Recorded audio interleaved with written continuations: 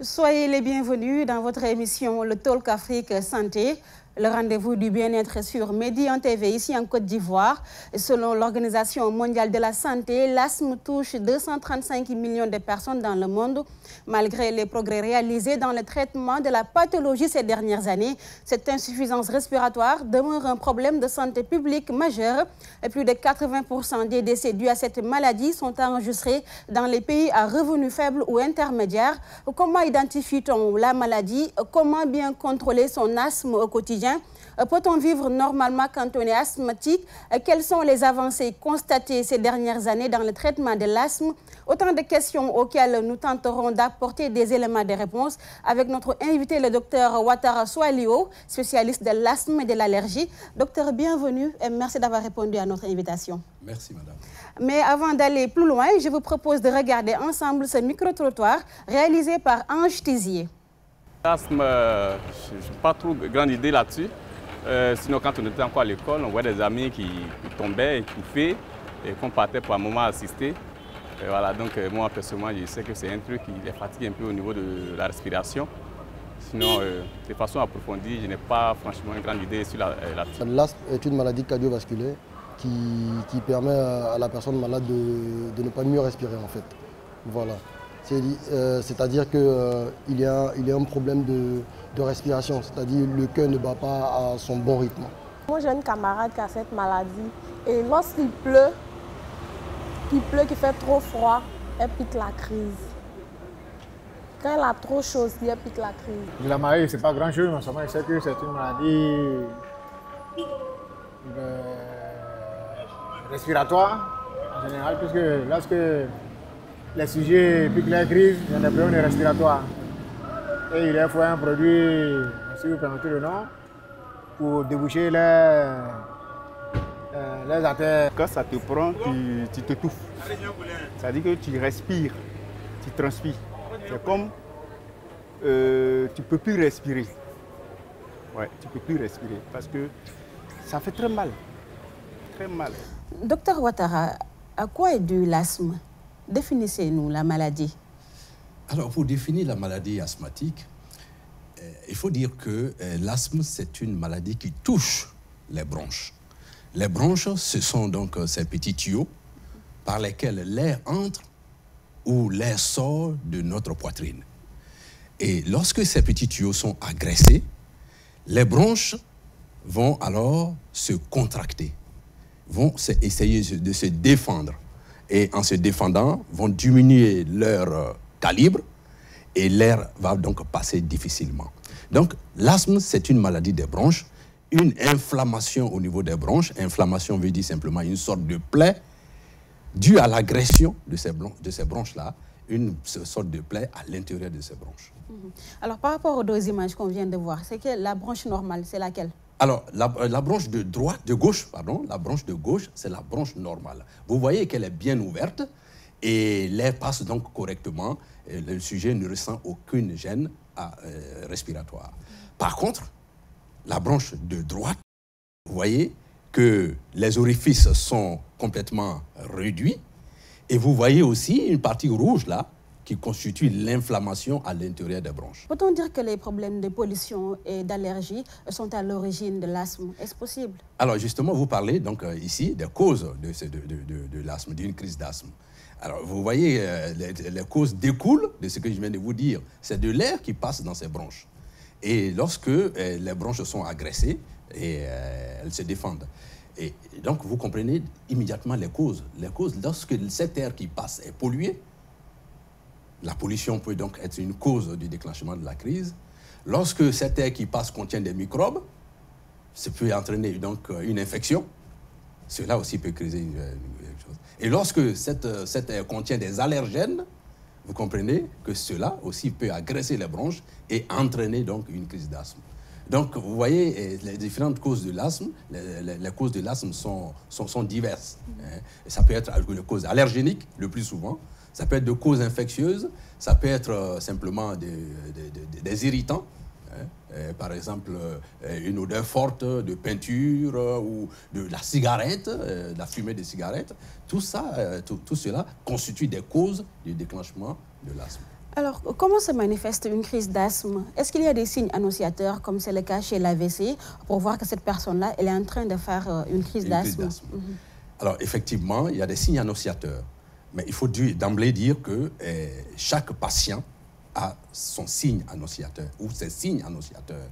Chaque patient sait les signes avant-coureurs de sa pathologie. Mais en gros, 3 signes pour l'asthme typique.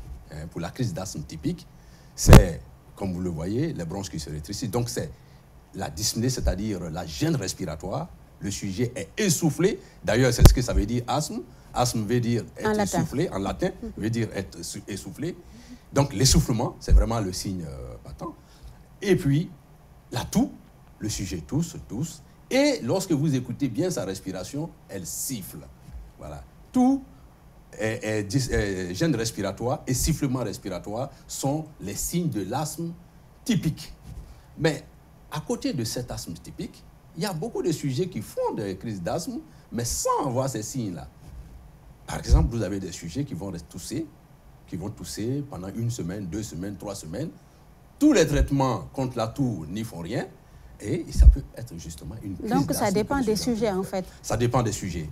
Voilà. Certains peuvent faire des formes atypiques de l'asthme, alors que d'autres font des formes typiques. Et celui qui fait aujourd'hui des formes atypiques peut un jour faire des formes typiques de l'asthme. Alors, docteur, je le disais à l'entame de mes propos, selon l'OMS, l'Organisation mondiale de la santé, il y a 235 millions de personnes qui souffrent d'asthme dans le monde. Il y a des gens même qui avancent des chiffres plus élevés que cela. Nous sommes en Côte d'Ivoire. Est-ce que vous avez des chiffres qui concernent le pays? Oui, alors, concernant justement les chiffres à l'échelle mondiale, je vais un peu plus que vous. Les données que j'ai, justement, émanant aussi de l'OMS, c'est plus de 300 millions de sujets qui sont asthmatiques actuellement dans le monde. En Côte d'Ivoire, on a pratiquement... La Côte d'Ivoire suit les mêmes tendances. Et il faut savoir que ce qui inquiète un peu dans la maladie asthmatique, c'est non seulement sa prévalence actuelle, mais c'est son augmentation, l'augmentation exponentielle, c'est-à-dire une augmentation qu'on ne maîtrise pas au niveau de la maladie asthmatique.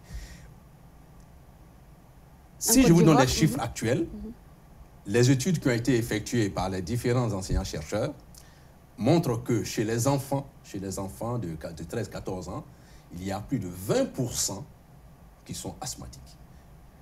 Et chez les adultes, vous avez plus de 10% des adultes qui sont asthmatiques. 10 docteur, ça c'est grave 12%. Quand même. Ces chiffres sont alarmants. Oui, ces chiffres sont alarmants parce que lorsque vous faites un calcul rapide, vous voyez que sur 25 millions d'habitants en Côte d'Ivoire, il y a presque 2,5 millions à 3 millions de sujets qui sont asthmatiques. Mais, madame, je vais vous inquiéter encore plus. Parce que ces chiffres-là ne concernent que ceux qui savent qu'ils sont asthmatiques. La maladie asthmatique est caractérisée par un autre phénomène. C'est que ceux qui ne savent pas qu'ils sont asthmatiques sont plus nombreux que ceux qui savent qu'ils sont asthmatiques. Donc, vous voyez, les émissions que vous faites sont vraiment les bienvenues pour pouvoir sensibiliser la population sur cette maladie et qui cause vraiment beaucoup de problèmes. Surtout 3 problèmes. Le problème de diagnostic, le problème de traitement et le problème de suivi. Alors, nous sommes en Afrique où les thermomètres affichent des fois des températures qui tournent autour de 30 degrés. Est-ce qu'on peut dire que cela favorise la propagation de la maladie? C'est plutôt le contraire. C'est plutôt le contraire. C'est plutôt le froid qui est de nature à déclencher beaucoup plus la maladie asthmatique que la chaleur. Alors, ça me permet d'introduire le temps que nous vivons actuellement, c'est-à-dire l'harmattan. Voilà, l'harmattan, ce n'est rien d'autre qu'un vent pollué, un vent, c'est de l'air pollué par des fines particules de poussière, ce vent qui souffle du nord au sud, en Côte d'Ivoire, et qui apporte donc des fines particules de poussière qui vont rentrer au plus profond même de notre système respiratoire. Et qui fatigue tout le monde. Voilà, et qui peut entraîner des crises d'asthme. Et ce vent, non seulement il apporte des fines particules de poussière, mais ce vent est un vent sec qui va donc assécher les voies aériennes et rendre encore plus fragiles nos bronches. D'où le déclenchement des crises au cours des... Alors, comment distinguer l'asthme des autres pathologies respiratoires? Comment faire? Merci, madame, pour cette question, parce que c'est vraiment là le nœud, je ne dirais pas gordien, mais enfin un point important de la maladie asthmatique, de la prise en charge de la maladie asthmatique. Comment faire le diagnostic? Vous êtes d'accord avec moi, madame, que lorsque on ne fait pas bien le diagnostic d'une maladie, n'importe laquelle, on ne peut pas du tout la soigner. Voilà pourquoi le diagnostic de la maladie asthmatique est extrêmement important. Je vous ai dit tout à l'heure qu'il y a des formes typiques de la maladie asthmatique et puis des formes atypiques. Et ces formes typiques, c'est la toux, c'est l'essoufflement et le sifflement. Mais ce n'est pas parce que quelqu'un ne siffle pas qu'il ne fait pas d'asthme. Vous comprenez? Et à contrario, ce n'est pas parce que quelqu'un siffle qu'il fait de l'asthme. Donc vous voyez la difficulté de la chose. Voilà pourquoi il existe aujourd'hui un examen précis qu'on appelle l'exploration fonctionnelle et respiratoire, de façon plus simple, la spirométrie, c'est-à-dire mesure de son souffle, qui permet de faire le diagnostic de façon précise. Est-ce que cet examen est accessible ici en Côte d'Ivoire? Oui, cet examen se trouve dans tous les CHU, se trouve dans pratiquement toutes les cliniques de la place. Mais quand je parle d'accessibilité, c'est par rapport au coût. Par rapport au coût, oui, cet examen n'est pas plus cher que les autres examens qu'on fait tous les jours. N'est pas plus cher qu'un scanner, par exemple. Un scanner, vous avez parlé tout à l'heure d'AVC, on fait le scanner partout, vous avez parlé d'autres pathologies, mais on fait le scanner de tous les organes. Mais personne ne dira que cela est cher. Donc c'est exactement la même chose pour l'exploration fonctionnelle qui coûte à peu près le même prix que ces différents examens qu'on fait pour les autres pathologies. Alors, nous parlons de la pratique du sport. Un asthmatique doit-il ou peut-il faire du sport? Un asthmatique, madame, doit faire du sport. Et il peut et il doit le faire. Comment? Alors, il doit le faire parce que seul... il faut savoir qu'aujourd'hui, l'activité physique régulière, l'activité physique régulière fait partie de l'arsenal thérapeutique, fait partie des médicaments de la maladie asthmatique. Aujourd'hui, il est interdit à un médecin d'arrêter le sport chez un asthmatique parce qu'il va le priver d'un arsenal thérapeutique. Alors, lorsque l'asthmatique fait le sport, fait une activité physique de façon méthodique, petit à petit, il va reculer le seuil du déclenchement de sa crise d'asthme. Par contre, s'il ne fait pas de sport, parce que pour lui, le sport déclenche sa crise, il va petit à petit abaisser le seuil du déclenchement de sa crise d'asthme. Ce qui fait que le jour où il est obligé de faire un effort, parce que son seuil est très bas, il est obligé, par exemple, de monter des escaliers 2 étages ou 1 étage, immédiatement, il va se mettre à faire des crises d'asthme. On peut prendre l'exemple de Serena Williams, même. Elle était asthmatique. Exactement. Vous prenez l'exemple aujourd'hui champion mondial de tennis, elle était asthmatique. Les médecins lui ont conseillé de faire, du sport de façon progressive, de façon méthodique. Aujourd'hui, non seulement elle ne fait plus de crise, mais évidemment, elle est championne du monde. Je rappelle, chers téléspectateurs, que vous suivez votre émission Le Talk Afrique Santé. Nous allons entamer la deuxième partie de notre émission consacrée à la prévention et au traitement. Je vous propose de regarder cet élément réalisé par Ange Tizier. J'ai entendu parler qu'on peut le traiter et en guérir. Mais comment se traiter, je ne sais pas. Aujourd'hui, guérir de la maladie de façon moderne, non, je ne crois pas. On ne guérit pas de cette maladie. Mais par contre, de façon traditionnelle, les gens racontent qu'on guérit de la maladie.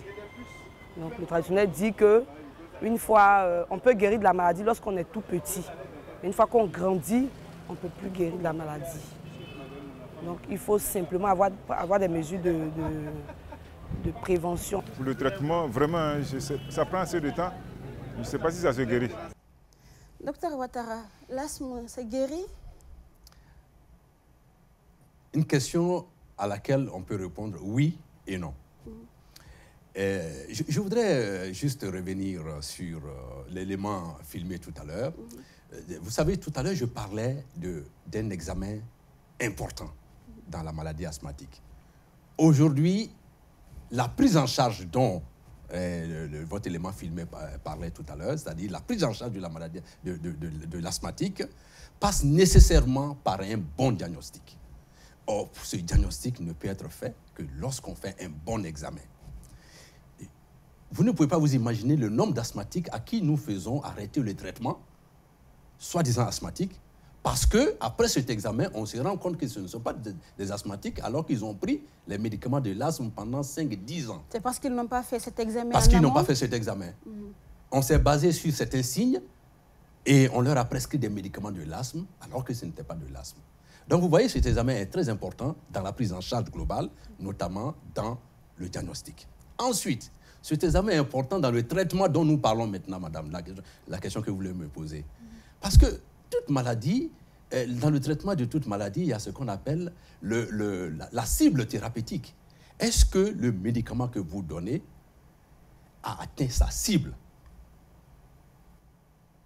C'est le seul examen dans l'asthme qui peut vous dire si le médicament que vous avez donné à l'asthmatique a vraiment atteint sa cible. Si vraiment ces bronches qui sont le siège de la maladie, si ces bronches ont repris leur forme, si ces bronches ont repris leur état avant la maladie.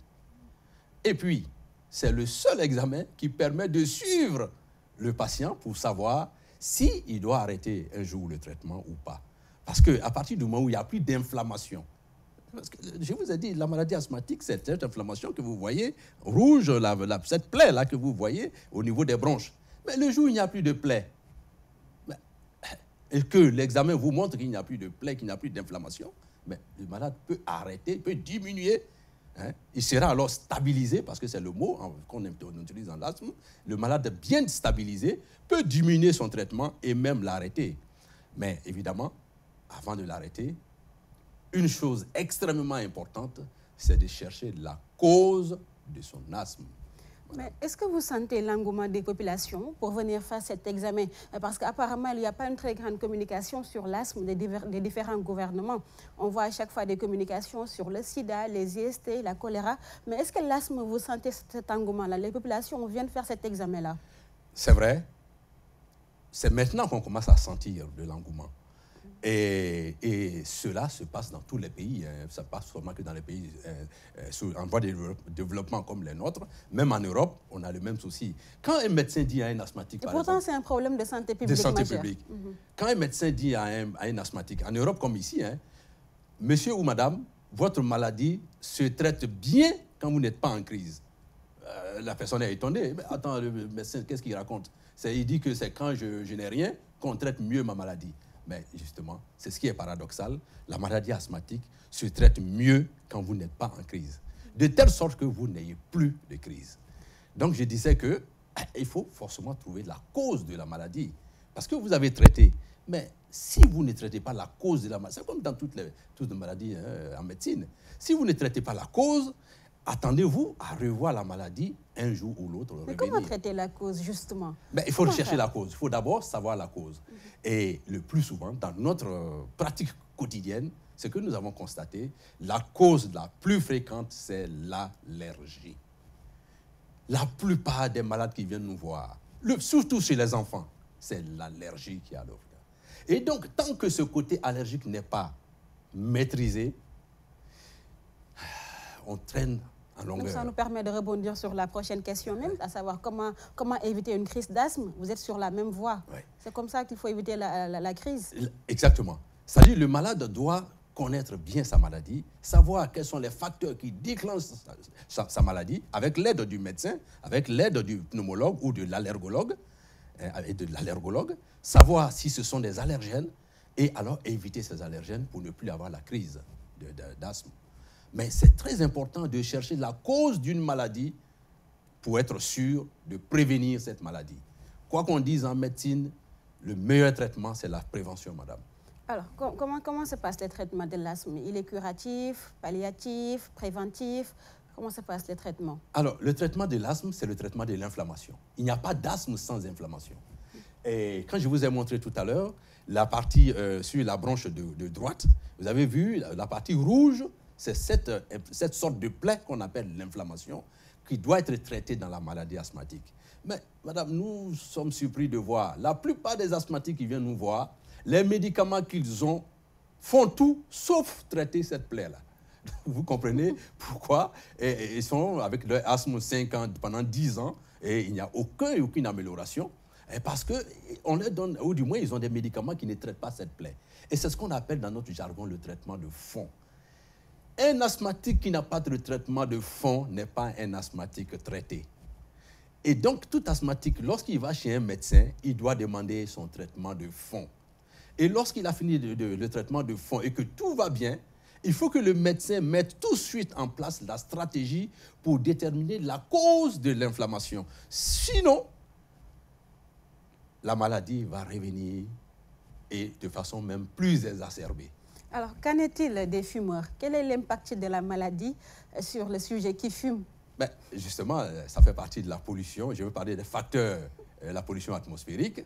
Et vous voyez que l'air qui passe dans les bronches, si cet air-là, c'est-à-dire la fumée, est polluée, contient des facteurs irritants, je vais juste vous dire que la fumée de tabac contient plus de 200 substances toxiques les unes comme les autres. Donc, toutes ces substances-là qui passent dans les bronches, vous comprenez que vous soyez fumeur actif ou fumeur passif, c'est-à-dire que ce n'est pas vous qui fumez, mais c'est votre entourage qui fume. Vous êtes dans un endroit où on fume. Voilà. Et donc, vous comprenez que, évidemment, votre asthme ne pourra jamais se stabiliser tant que vous êtes dans ce domaine-là. Et surtout, madame, ça nous fait mal au cœur lorsque nous voyons des enfants qui arrivent, des enfants asthmatiques, des bébés asthmatiques. Et on se rend compte que les parents fument dans la voiture, au salon. Quand l'enfant est là, ce sont les parents qui sont les premiers déclencheurs de la crise d'asthme de leur propre enfant. Docteur, comment faire pour atténuer les crises d'asthme ou bien même les voir se raréfier? Comment faire? C'est le traitement de fond, madame. Vraiment, je reviens là-dessus, c'est le traitement de fond, le traitement de cette inflammation-là. Il faut que l'inflammation soit traitée. Et il y a des très bons médicaments. Je vais vous étonner, madame. Vous savez, parmi les pathologies aujourd'hui, les grandes maladies qu'on connaît, rares sont les maladies qui ont bénéficié du progrès thérapeutique, tel que la maladie asthmatique. Tous les ans, il y a de nouveaux médicaments aussi efficaces les uns que les autres. Lorsque nous partons aux différents congrès sur l'asthme, nous voyons des bons médicaments de l'asthme. Il s'agit tout simplement de voir les spécialistes, de voir ceux qui peuvent vous prescrire ces médicaments de traitement de fond pour que cette inflammation soit traitée. Alors, d'après les estimations de l'OMS, l'Organisation mondiale de la santé, rien qu'en 2015, il y a eu 383 000 décès dus à l'asthme. Comment faire pour renverser cette tendance? Est-ce possible? Oui, on peut renverser cette tendance-là. Et il faut le dire, madame, ce que vous venez de dire, c'est vrai. L'asthme tue. Il faut le dire à la population, l'asthme tue. Parce que il me semble que c'est une maladie un peu banalisée. Voilà, banalisée et souvent même, dans certaines contrées, on dit lorsque vous avez de l'asthme, l'asthme ne tue pas et que même ça prolonge la vie. Enfin, bon, bref. Mais il faut le dire, nous qui sommes dans le domaine de la maladie asthmatique, nous en avons quand même un peu assez de voir des patients qui meurent de l'asthme. Qui meurent de l'asthme tout simplement par manque de prise en charge de leur asthme. Et quand ils arrivent, au moment où ils nous arrivent, toutes les bronches, vous voyez, il y a des milliers de bronches qui conduisent l'air dans nos poumons. Ben, c'est malheureusement, plus de 90% de ces bronches-là sont bouchées. Et donc, évidemment, ça entraîne un arrêt respiratoire de ces sujets-là. Sans compter les différentes complications d'un asthme maltraité. Un asthme maltraité peut aboutir à un emphysème, peut aboutir à une insuffisance cardiaque. D'accord? Quelqu'un disait tout à l'heure dans votre élément filmé que c'est une maladie cardiovasculaire. Non, ce n'est pas une maladie cardiovasculaire, mais plutôt une maladie respiratoire, mais qui peut retentir sur justement le cardiovasculaire. Alors, docteur, juste une dernière question avant de boucler cette émission. Tout à l'heure, vous évoquiez la pratique du sport. Donc, clarifiez un peu. Quand on dit que l'asthme, c'est l'essoufflement, alors quand on pratique le sport, on s'essouffle. N'est-ce pas contradictoire d'être asthmatique et de pratiquer en même temps le sport? Alors, juste la dernière question, une réponse très brève. D'accord, je comprends pourquoi vous revenez sur ça, parce qu'effectivement, c'est paradoxal. Et beaucoup d'asthmatiques ont leur asthme déclenché par une activité physique. Et je viens de vous dire que cette activité physique devient un traitement dans l'asthme. Alors, tout simplement parce que lorsque vous faites une activité physique régulière, pas une fois par mois, non, vous chaussez vos crampons ou bien vos baskets pour faire du sport, non. Vous faites une activité physique régulière, c'est-à-dire au minimum 2 fois par semaine, sur au moins 45 minutes. Vos bronches vont s'habituer à recevoir de grandes quantités d'air. Et petit à petit, le seuil, parce que toute maladie a un seuil de déclenchement. Toute maladie, même le paludisme, hein, vous avez un seuil de microbes ou du moins de parasites. De parasites, voilà. Donc, toute maladie comme l'asthme a un seuil de déclenchement.